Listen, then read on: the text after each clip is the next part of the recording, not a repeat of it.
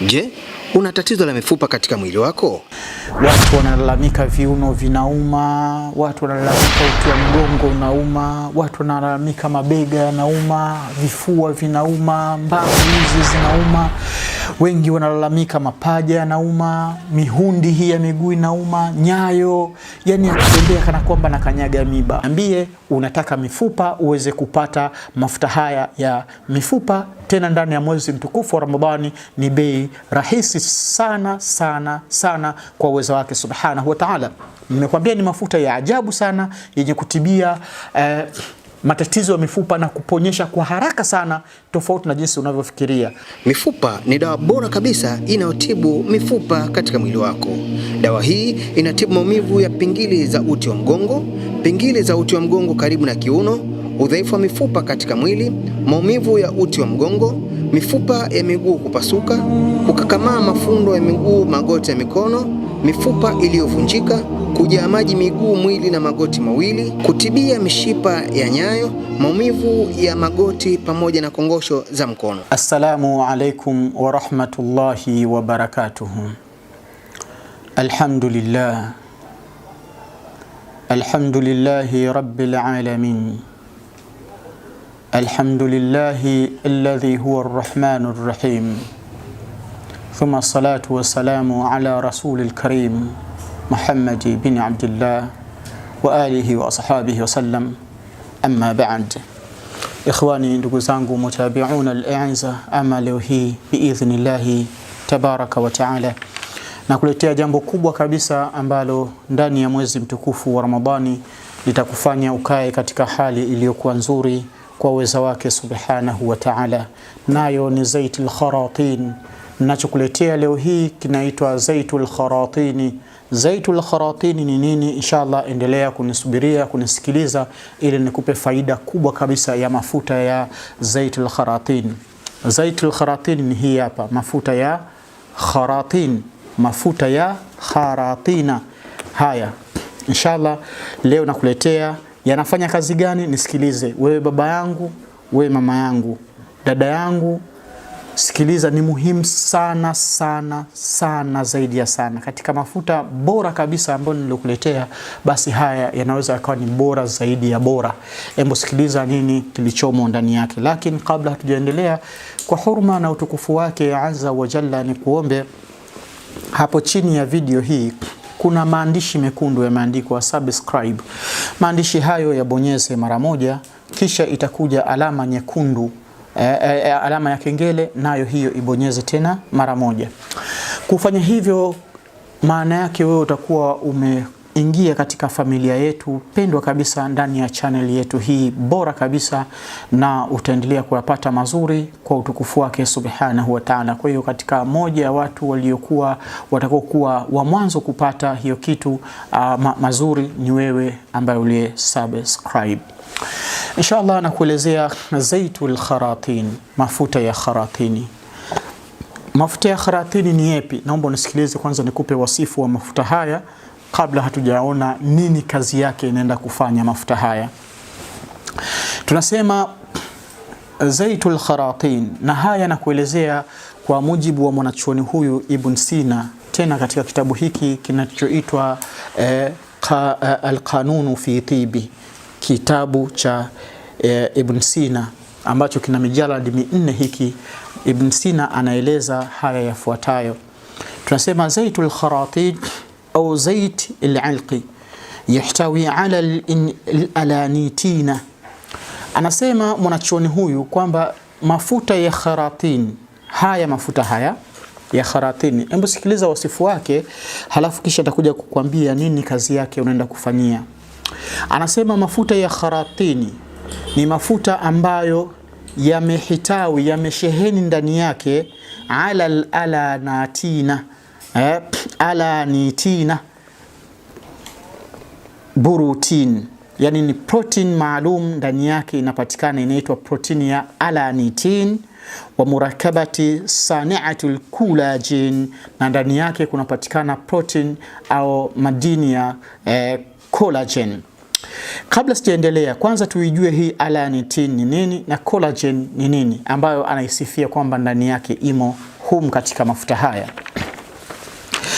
Mwanachuoni huyu Ibn Sina anasema alanitin kitaalamu inajulikana naqalatu aminul alanaini, ndio inatambulika hivyo, ama kwa Kiingereza inatambulika inasema alanaini transminase, ndio inavyotambulika. Ni protini maalumu inayopatikana ndani ya mafuta haya, ambayo ikhtisari hii, ufupi wake hiyo alanitin, ambayo inatambulika kwa ALAT. Na hii alanitin tunasema yatawajadu bikimiyati murtafaati fil kibdi, ni kimia maalum zinazopatikana katika ini la mwanadamu, ndiyo asili hasa inapozalika katika mwili wa mwanadamu na kutembea katika mwili mzima. Wayustamalu qiyasi darajatihi fi mafsali dami, na hutembea kiasi kidogo cha hii alanitin au alanine transminase, inatembea katika kiwango kidogo katika damu ya mwanadamu na kutembea mwili mzima. Kwa hiyo ni protini maalum inayopatikana katika mwili wa mwanadamu, na mwanachuoni huyo anasema katika mafuta haya alanitin inapatikana ndani yake, na nitakuja kueleza nini sasa alanitin, hiyo protini inaenda kufanya kazi gani ndani ya mafuta haya. Nisikilize ndugu yangu, utapata faida iliyo kubwa. Lakini pia tulivyoanza, mwanachuoni akasema na ndani yake pia kuna murakabati sani'atul collagen, kwamba ndani yake kuna murakabati nyingi sana za collagen. Collagen ni nini? Ni miongoni mwa vitu vinavyopatikana katika mwili wa mwanadamu.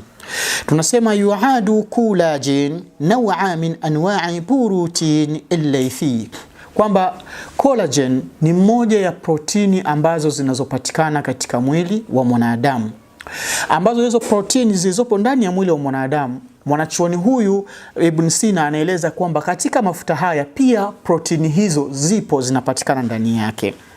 Anasema wayatashakkalu min majmu'ati min ahmadil amini, lakini pia hii collagen iliyopo katika haya mafuta imejitengeneza katika amino acid au amino acid, ndio imejitengeneza katika hali ya namna hiyo ndani ya mafuta haya.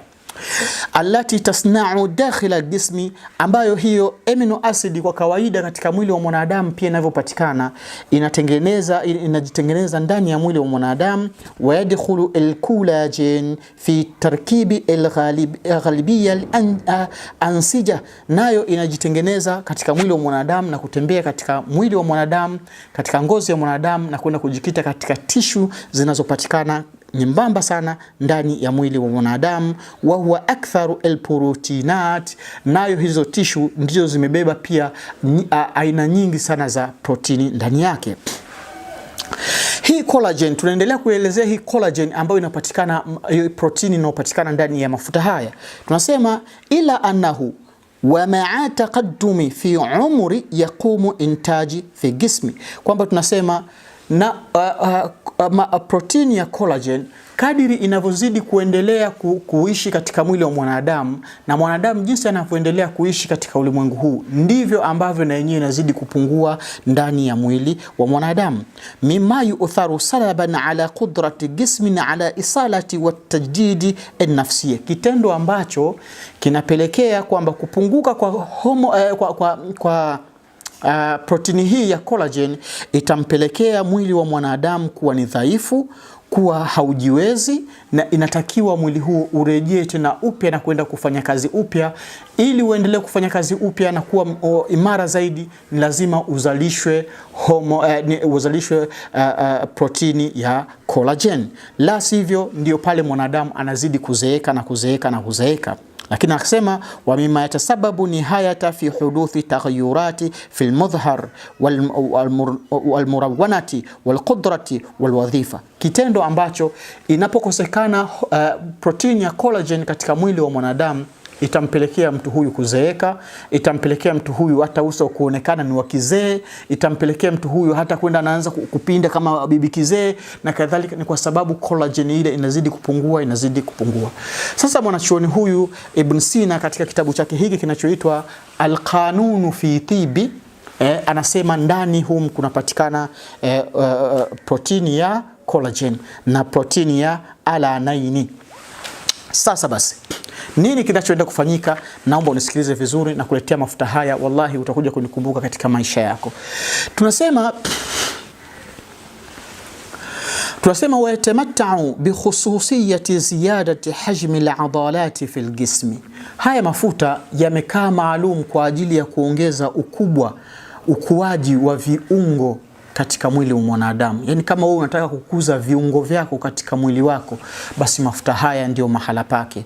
Sasa nini viungo gani? Mathalani vigimbi hivi kwa wale watu wenye kuinua mavyuma, wale piga push up, sijui anataka awe bouncer na nini. Sasa ili hiki kigimbi, kwa sababu kwa kawaida mtu anapofanya zile push up, yale kuinua mavyuma, haya yanakuwa yametuna.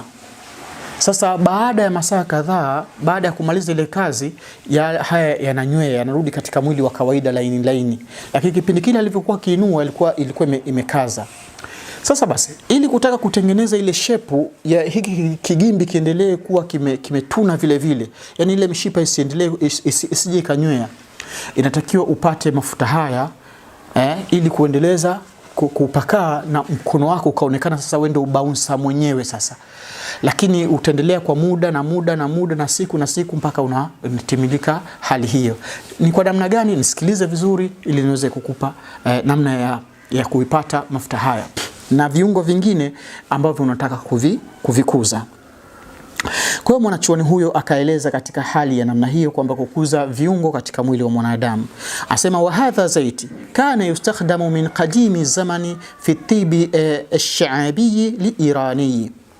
Anasema mafuta haya yamekuwa yakitumika kwa muda mrefu sana, zama za kale sana, katika enzi ya zama katika nchi ya Irani, katika watu wa Irani walikuwa wakiyatumia mafuta haya.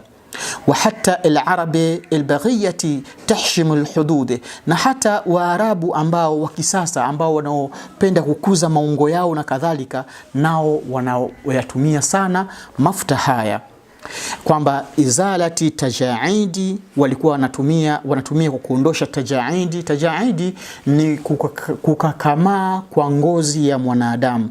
Kwa hiyo ukitaka kuilainisha ngozi unatumia mafuta haya. Tajaidi fil waji, yani mikunjo, yani unamkuta mtu usoni yani kumekunjika na kwa ngozi imekaa, yani kijana mdogo lakini uso wake unaonekana kama ni mzee.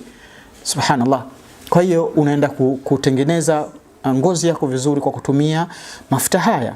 Wa hata takbir alqadibi wal muakhara, na hata pia mafuta haya yameweza kutumika kwa kuweza kuongeza ukubwa wa kiungo cha mwanamume, yani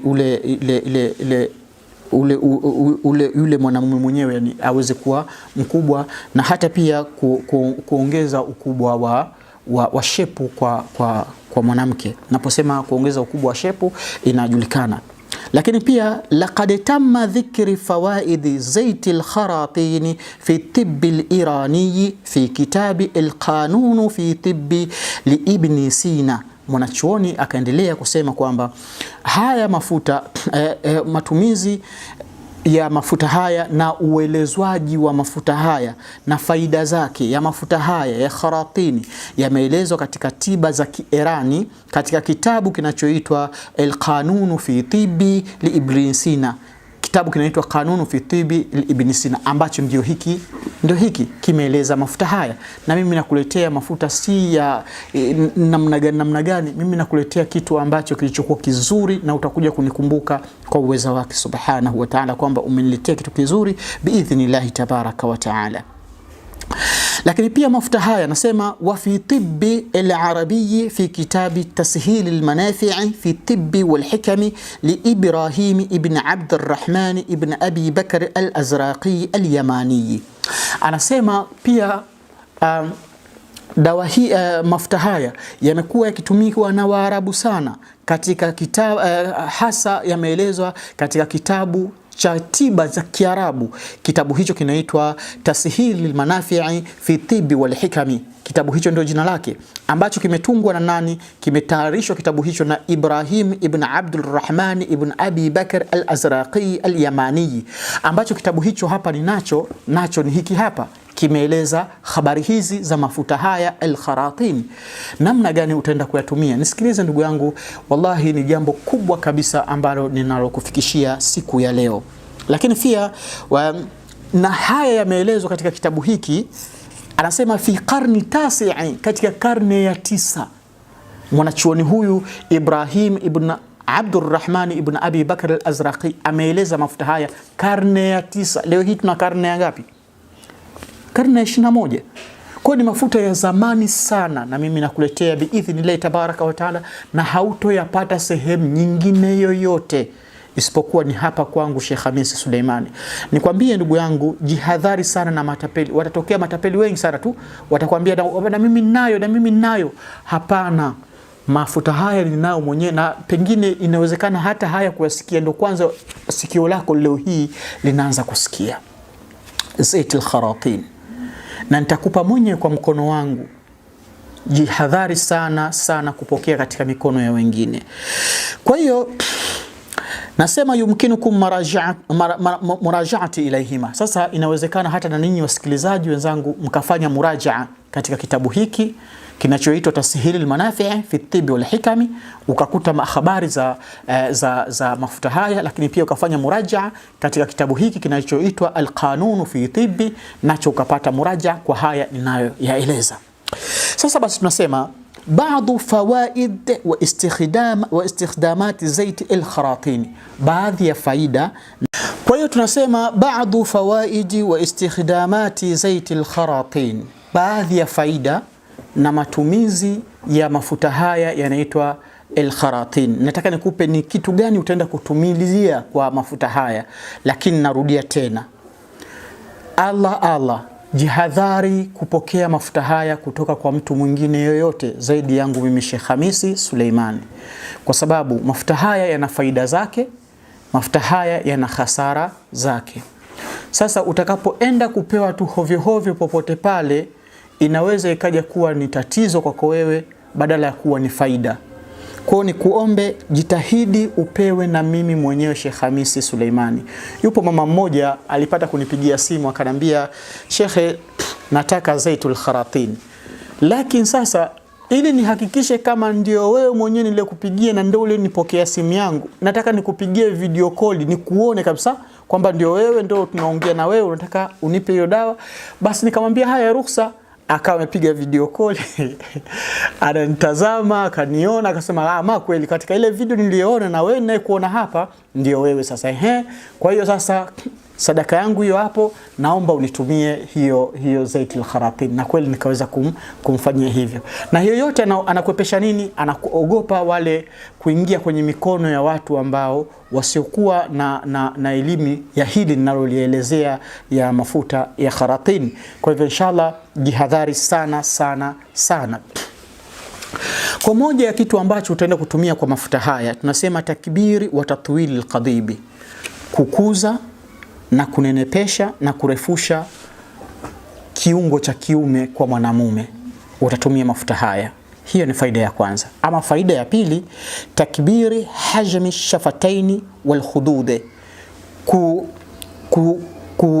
kukuza na kunenepesha kiungo cha siri cha mwanamama. Ama faida ya tatu, izalati tajaidi wa khututi ad-dahki, mafuta haya utaenda kuondosha tajaidi, yani ile mikunjo ya kwenye macho humu, na hii ya kuonyesha kama ndo umeninini mikunjo humu sijui vitu gani na kadhalika, na ile mikunjo ya kucheka ni hii ya umu hii, yani ukifanya hii ya umu unaenda kuiondosha. Lakini pia kitu kingine, jambo la nne, tunasema takbiri al-muakhara was-sadri fi banati wa nisa. Hii unaenda kuongeza ukubwa wa shepu yako wewe mwanamama, kuna kina mama ambao wanataka wawe na shepu iliyokuwa nzuri, ule muonekano, basi unaenda kukuza ile shepu yako. Lakini pia kwa wale wakina dada ambao wanataka kifua chao kiweze kusimama vizuri, yani sio kifua kilicholala kadhalika, basi unatumia mafuta haya kwa kuweza kutengeneza ile shepu ya kifua chako kikae vizuri kabisa kwa uwezo wake subhanahu wa ta'ala. Lakini pia kitu kingine tunasema tasmini wa tahjimi alwajhi, kunenepesha uso. Kunenepesha uso. Kuna mtu mwingine unakutana na uso kembamba, yani amekonda mpaka uso amekonda. Sasa ili kuweka uso katika hali nzuri, tumia zaiti al-kharatini.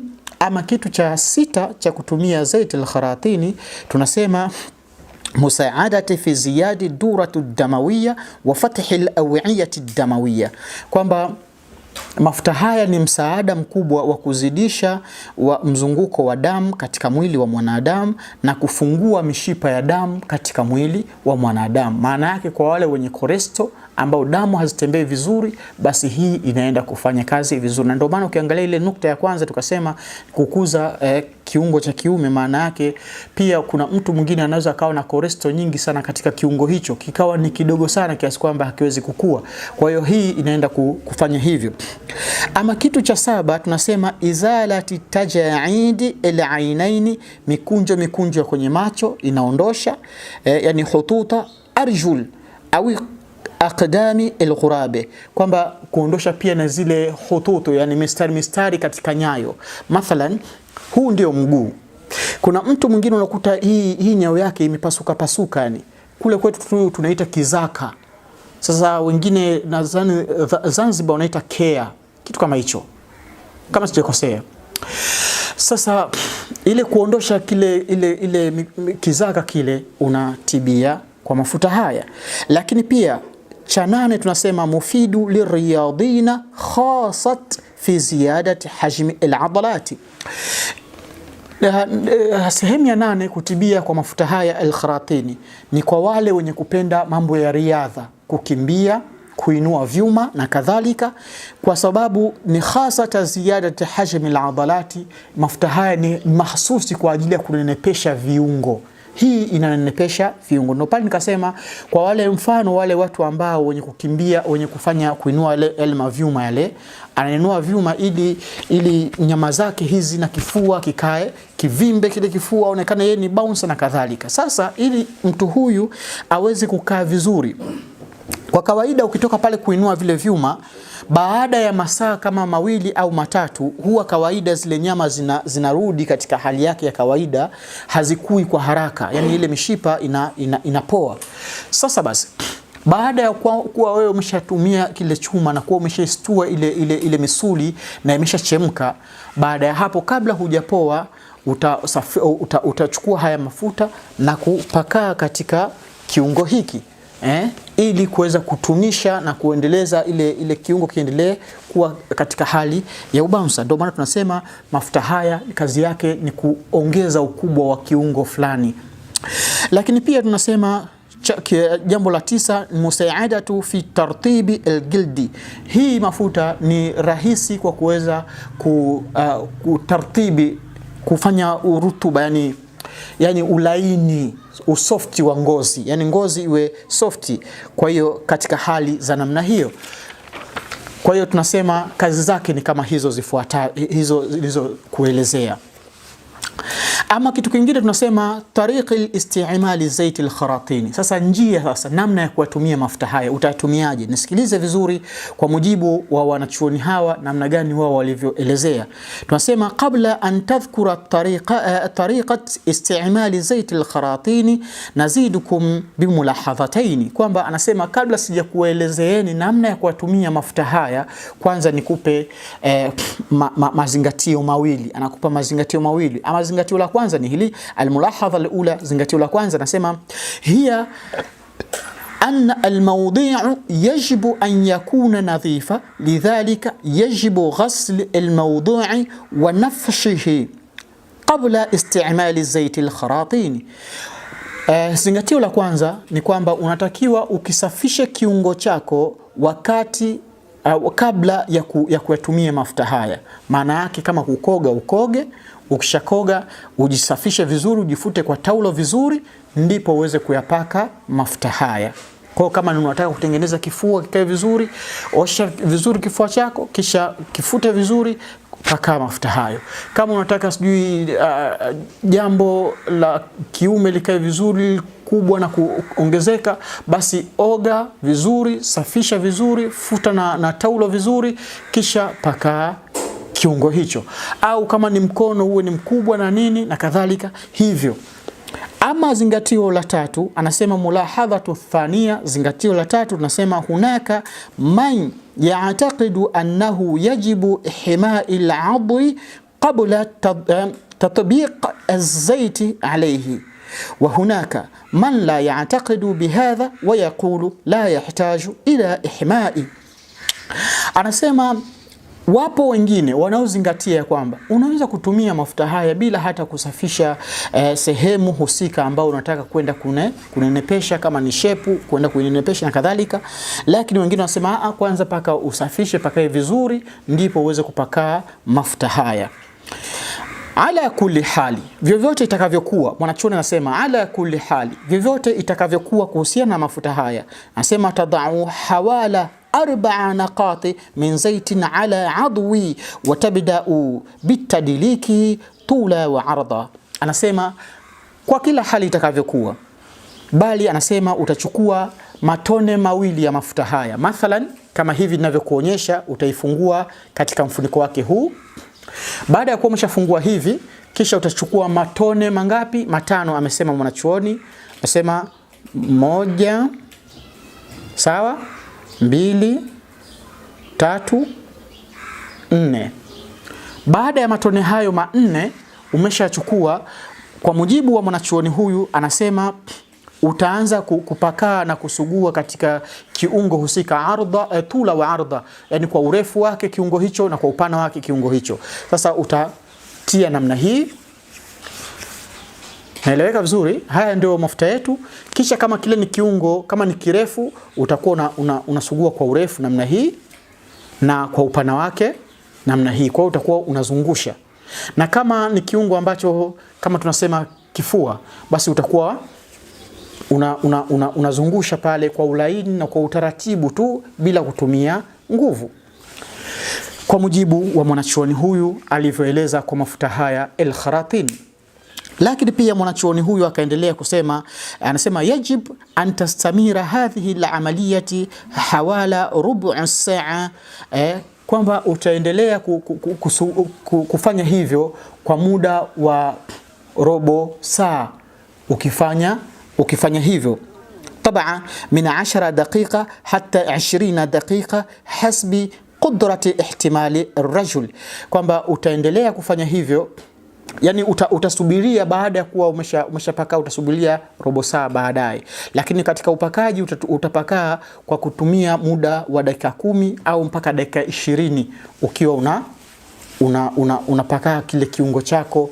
Kama itakuwa ni sehemu hizi utakuwa unapakaa kwa muda dakika 10, kama itakuwa ni hapa unapakaa kwa muda dakika 10, kama itakuwa ni hapa unapakaa kwa muda wa dakika 10 au mpaka dakika 20 katika hali za namna hiyo. Kisha anasema baada ma tamma imtisasi zaiti min qabli al-udwi min qabla al-udwi, na baada ya kuwa umeshapakaa iwe yale mafuta yameshafanya imtisas, yani yamefyonzwa, yamenyonywa yale mafuta, kwa maana yameingia ndani ya kiungo husika, yawe yameingia katika kiungo husika. Ikishakuwa hivyo anasema nasbir hawala 4 saa, tutasubiria tena baada ya masaa 4, wa min thumma naghsil al-udhi, kisha baada hapo tutaenda kukiosha kiungo chetu kwa maji yaliokuwa safi na kukausha kwa maji yaliokuwa safi. Tabaan la yanbaghi an yasila al-amaliyati tadlik al-'adhi dhakar ila al-qadhafi. Zingatio kwa wanamume sasa kwa mafuta haya. Mathalani mwanamume huyu anataka kunenepesha, kurefusha, kukuza na iwe katika kiungo standard anachokitaka cha kiume yeye mwenyewe mwanamume. Anasema wakati utakapokuwa ukiyapaka mafuta haya ili ukianza kujihisi ile hisia ya kutaka kufika katika kama kutokwa na maji ya uzazi, basi anasema ustopishe kazi hiyo, uiache. Itakuwa imeshatosheleza, usubirie huo muda ulioelezwa, kisha uende ukakosha kiungo chako na ukikaushe. Hiyo ndio angalizo lingine kwa upande wa wanamume. Na وفي حال الشعور بهذه الحال يجب قطع عملية التدليك. anasema katika hali ya kuhisi hali hiyo, basi inatakiwa uache hiyo hali ya tadliki, hiyo ya kusugua, ya kuchua kwenda mbele kwa urefu, kurudi nyuma, au kwa upana, kulia na kushoto kwa upana wake. Inshallah biidhnillah tabaraka wa taala, mimi nimekuletea mafuta haya na ninarudia tena na tena na tena. Mafuta haya al-Kharatin, kama jinsi wanachuoni walivyoeleza, toka karne ya 9 yameanzwa kutumiwa na Wairani na Waarabu wa sasa, lakini pia mimi nakuletea hapa kwetu uyapate zaiti al-Kharatin. Niseme tena, epuka kwenda kuchukua kwa mtu, jitahidi upewe na mimi mwenyewe mkono wangu Sheikh Hamisi Suleimani. Epuka watu ambao watataka kufanya utapeli ndani yake, watu watataka kuchakachua na kadhalika. Jitahidi uyapate kwangu kwa idhini yake subhanahu wa subhana, na kwa sababu kama utaenda kuyatumia tofauti yanaweza kuleta shida, na kama utatumia katika hali niliyokueleza yatakuwa ni mujarrabu sana, ni mafuta adhim sana yenye majibu ya haraka zaidi. Inshallah katika mwezi mtukufu huu wa Ramadhani yatatolewa kwa ofa maalum, lakini baada ya Ramadhani kuisha, basi tena itakuwa ni kwa bei maalum ya kawaida kulingana na ughali wa mafuta haya. Ughali wake mafuta haya, hata ukienda huko madukani ukienda kuuliza zaiti al-Kharatin huwezi kuyapata popote, labda aya chakachue na kuyatengeneza kuyaweka kwake, lakini ndio maana nasema jitahidi uyapate kwangu. Inshallah mimi niweze kuishia kwa hapa. Kwa mwezi huu Ramadhani ni ofa maalum, utayapata kwa bei maalum ya ofa, na baada ya hapo hutaweza tena kuyapata kwa bei kama hiyo. Inshallah nipende kukuaga na kukwambia kabla hujaondoka hapo, kuna maandishi mekundu yameandikwa subscribe, yabonyeze maandishi hayo mara moja, kisha bonyeza alama ya kengele tena mara moja. Hapo utakuwa umejiweka katika hali ya kuwa mwana familia wa channel yetu hii, na utaendelea kupokea mambo yaliyokuwa mazuri biidhnillahi tabaraka wa taala. Inshallah ni mimi ndugu yako Sheikh Hamisi Suleimani, nikuage kwa kusema wassalamu alaikum wa rahmatullahi wa barakatuhu. Salam.